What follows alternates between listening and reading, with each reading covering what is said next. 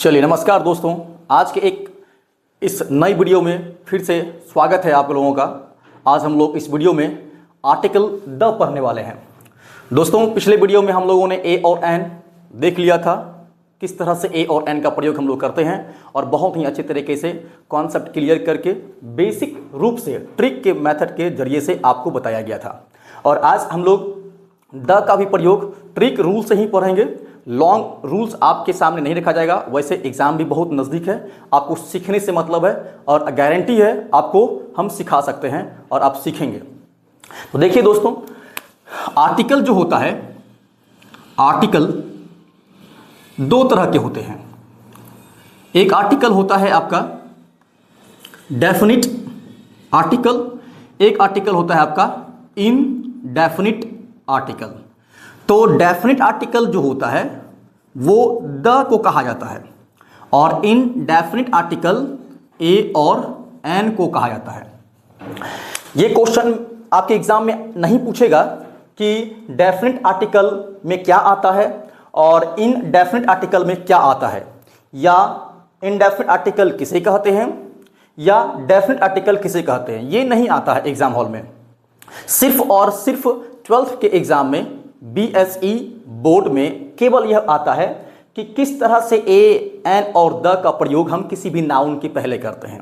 इस बात से आप वाकिफ होंगे या नहीं होंगे, बात को सुनेंगे अच्छे से कि आर्टिकल चाहे ए हो एन हो, हम हमेशा नाउन के पहले करते हैं। वो नाउन हमेशा कौन सा होना चाहिए, कॉन्ट्रीब्यूट होना चाहिए। तो पिछले वीडियो में हम इसकी चर्चा कर चुके हैं, तो हम मुनासिब नहीं समझते हैं कि फिर से उस ए और एन का प्रयोग इसमें हम किसी तरह बताया जाए। तो समय आपके लिए भी कीमती है, हमारे लिए भी कीमती है। तो चलिए हम मुद्दे की बात करते हैं। हमारा पॉइंट है द। तो द जो है एक डेफिनिट आर्टिकल है। तो ध्यान रखेंगे, द का प्रयोग जो होता है किसी खास या विशेष चीज़ों के पहले करते हैं या किसी खास या विशेष चीज़ों के लिए करते हैं। अगर बात करें हम ए और एन यानी इनडेफिनिट आर्टिकल की, तो ए और एन दोनों का हिंदी अर्थ होता है, ए का मतलब भी एक और एन का मतलब भी एक। लेकिन इस बात का हमेशा ही माइंड में बैठा के रखिएगा कि कभी भी द का कोई हिंदी नहीं होता है। द का कोई भी हिंदी नहीं होता है। द का हिंदी आज तक किसी भी आपको डिक्शनरी में नहीं दिखेगा। द का हिंदी होता ही नहीं है। तो आप कहेंगे फिर द बना किस लिए है?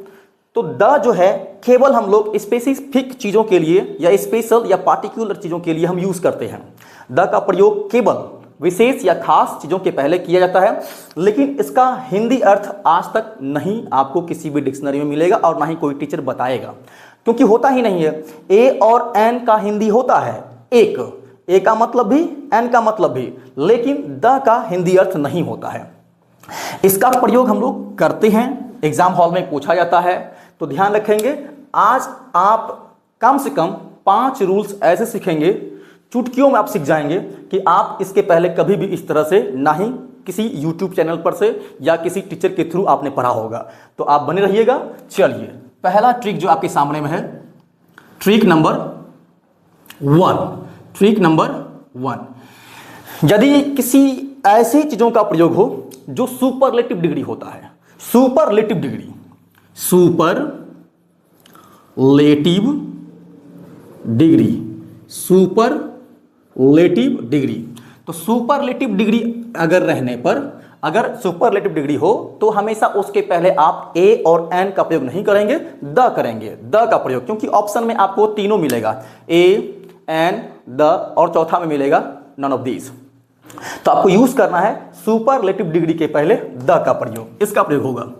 तो सबसे बड़ी समस्या यहां पे यह होती है, तो हम इस बात को जान गए कि सुपरलेटिव डिग्री के पहले द का प्रयोग किया जाता है। कुछ ऐसे स्टूडेंट्स होंगे जिनको ये समझ नहीं आएगा सेंटेंस में दिए गए सुपरलेटिव डिग्री कौन है, तो आप उसके पहले कैसे लगाएंगे। तो अभी आप निश्चिंत रहेंगे, इसको भी हम क्लियर अभी ही इसी समय कर देते हैं कि सुपरलेटिव डिग्री क्या होता है। याद रखना है इस चीज़ों का, अगर किसी भी वर्ड के अंत में EST या फिर MOST, EST या MOST या नहीं तो IEST, इन तीनों में से कुछ भी हो, इन तीनों में से कुछ भी हो, तो आप समझिएगा वह सुपरलेटिव डिग्री होगा। और आप इस बात से वाकिफ हैं कि सुपरलेटिव डिग्री क्या लेता है, द लेता है। और सुपरलेटिव डिग्री किसे कहते हैं, जिसमें ईएसटी हो या आईईएसटी हो या मोस्ट हो, इन तीन चीज के रहने पर वह डिग्री सुपरलेटिव डिग्री कहलाता है। तो ये चीज आपको समझ आ गया होगा। चलिए इससे जुड़े हुए एक एग्जाम्पल को देख लेते हैं। सपोज मान लीजिए हमने लिखा Ram is dash most, Ram is dash most handsome boy. Ram is dash most handsome boy. और आप यहां पे ध्यान दें, ए है, एन है, द है, इसके बाद नो है। इन चार ऑप्शन में से आप गौर कीजिए पॉइंट पर। सबसे पहले पॉइंट पे अगर पॉइंट क्लियर होगा, कॉन्सेप्ट क्लियर रहेगा, तो आप आराम से यूज कर पाएंगे रूल्स को। ईएसटी, एमओएसटी, आईईएसटी, ये तमाम चीज रहने पर सुपरलेटिव डिग्री कहलाता है। तो इन तीनों में से सेंटेंस में क्या दिख रहा है आपको, मोस्ट दिख रहा होगा, ये मोस्ट दिख रहा है। तो मोस्ट के रहने पर हम क्या यूज करेंगे, द यूज करेंगे। याद रखेंगे सुपरलेटिव डिग्री हमेशा क्या लेता है, द लेता है। ट्रिक जो पढ़ रहे हैं दोस्तों, हम ट्रिक पढ़ रहे हैं द का। ए और एन इस वीडियो में आपको नहीं देखने को मिलेगा। पिछले वीडियो में हम लोग ए और एन क्लियर कर चुके हैं। आज हम लोग सीख रहे हैं इस वीडियो में द का प्रयोग, द का ट्रिक। सुपरलेटिव डिग्री ईएसटी, एमओएसटी, आईईएसटी को कहते हैं। ये तीनों रहने पर सुपरलेटिव डिग्री कहलाएगा। अगर जिसमें होगा तो उसके पहले आप द लगाएंगे। तो यहां पे देख पा रहे हैं मोस्ट है, एमओएसटी, मोस्ट। यहां भी मोस्ट है, तो मोस्ट वाले को सुपरलेटिव डिग्री कहते हैं। और सुपरलेटिव डिग्री के पहले किसका प्रयोग, द का प्रयोग। क्या ऑप्शन में है, बिल्कुल है। 1 2 3 4, चार ऑप्शन हमेशा रहेगा। आप यहां तीसरे नंबर में टिक लगा देंगे। तो इसी तरह से आपको एक और मिल सकता है। अगर कोई भी होली बुक हो, होली बुक, होली बुक का मतलब होता है पवित्र ग्रंथ, पवित्र ग्रंथ। पवित्र ग्रंथ नाम के पहले हमेशा द का प्रयोग करते हैं। पवित्र ग्रंथ होता क्या है, पवित्र ग्रंथ का मतलब होता है धर्म ग्रंथ। चाहे पवित्र ग्रंथ बोल लो या फिर धर्म ग्रंथ बोल लीजिए, इससे कोई मतलब नहीं है। होली बुक के पहले हमेशा द का प्रयोग किया जाता है। जैसे रामायण, गीता, महाभारत, कुरान, बाइबिल, इन तमाम चीज़ों को हम लोग क्या कहते हैं, होली बुक कहते हैं। तो होली बुक के पहले द का प्रयोग किया जाता है। फॉर एग्जाम्पल अगर देखा जाए, dash is dash dash Ramayana is अ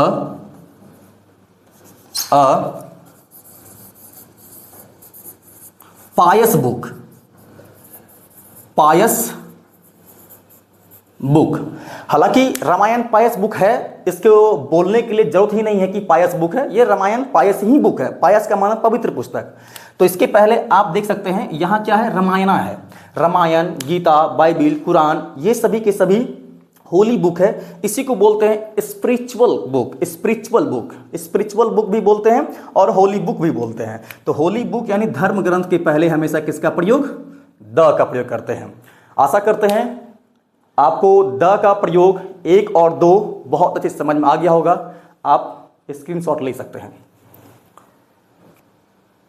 चलिए दोस्तों, स्क्रीनशॉट आप लोगों ने ले लिया होगा। नंबर 3 की ओर बढ़ते हुए काम करते हैं हम लोग। दोस्तों, अगर कोई भी न्यूज पेपर हो यानी अखबार, न्यूज पेपर का मतलब होता है अखबार। सिर्फ और सिर्फ आप पॉइंट को याद रखिए, आपको रट्टा नहीं मारना है। एकदम शब्दों को या लाइंस को याद रखने की कोई ज़रूरत नहीं है, केवल पॉइंट याद रखिए। पॉइंट के जरिए आप बड़ी आसानी से आर्टिकल से जुड़े हुए नंबर उठा सकते हैं 12वीं कक्षा में। तो न्यूज़पेपर जो होता है, न्यूज़पेपर का मतलब अखबार होता है, ठीक है। तो इस अखबार का नाम जो भी होगा, अखबार का नाम जो भी होगा, चाहे वह कुछ भी हो, चाहे प्रभात खबर हो, प्रभात खबर या फिर आपका हिंदुस्तान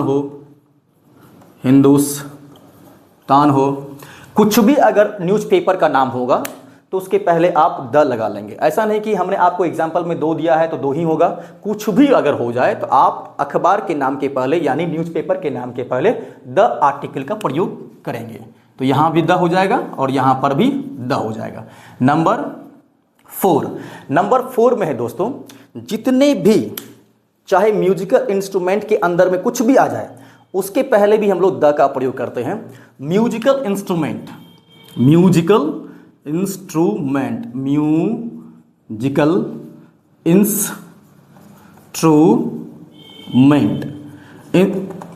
ये सभी के जितने भी चीज़ हैं म्यूजिकल इंस्ट्रूमेंट, इन तमाम चीज़ के पहले हमेशा द का प्रयोग करते हैं। आप पहले से भी म्यूजिकल इंस्ट्रूमेंट के नाम से वाकिफ होंगे, परिचित होंगे, जैसे तबला, ढोलक, गिटार और भी कई सारे हो सकते हैं, हारमोनियम। ये सभी के सभी चीज़ को क्या कहते हैं? म्यूजिकल इंस्ट्रूमेंट कहते हैं। अगर आपको ऐसा मिले द ढोलक, ये ढोलक जो है एक वाद्य यंत्र है, इसका हिंदी होता है वाद्य यंत्र। गाने बजाने वाले चीज को क्या कहा जाता है? वाद्य यंत्र। तो वाद्य यंत्र में आपका पहला ढोलक हो गया, तो ढोलक क्या ले लेगा? द लेगा, इसलिए क्योंकि ढोलक हमारा म्यूजिकल इंस्ट्रूमेंट है। फिर देखते हैं एक नए एग्जाम्पल को, गिटार। तो गिटार के पहले क्या हो जाएगा? द हो जाएगा। ठीक उसी तरह से डैश हारमोनियम। तो हारमोनियम भी एक म्यूजिकल इंस्ट्रूमेंट है, इसके पहले भी हम लोग द का प्रयोग करेंगे। जितने भी म्यूजिकल इंस्ट्रूमेंट होंगे उन तमाम नाम के पहले आप प्लीज कोशिश कीजिएगा द का प्रयोग करने के लिए। आज हम लोग इस वीडियो में 5 ही नियम को देखेंगे, 2, 3, 4 कंप्लीट। 5वें नंबर पर ध्यान देंगे। 5वां नंबर है आपका ट्रेन। किसी भी ट्रेन के नाम के पहले हमेशा द का प्रयोग किया जाता है। दोस्तों, ट्रेन को सभी लोग रेलगाड़ी कहते हैं और यह सही भी है, गलत नहीं है। ट्रेन का हिंदी अर्थ रेलगाड़ी ही होता है, लेकिन इसका ओरिजिनल हिंदी जो है रेलगाड़ी नहीं होता है, इसको बोलते हैं लोहपथगामिनी। लोहपथगामिनी। तो लोहपथगामिनी इसलिए लोह मीन्स लोहा, पथ मीन्स रास्ता, गामिनी मतलब होता है गाड़ी।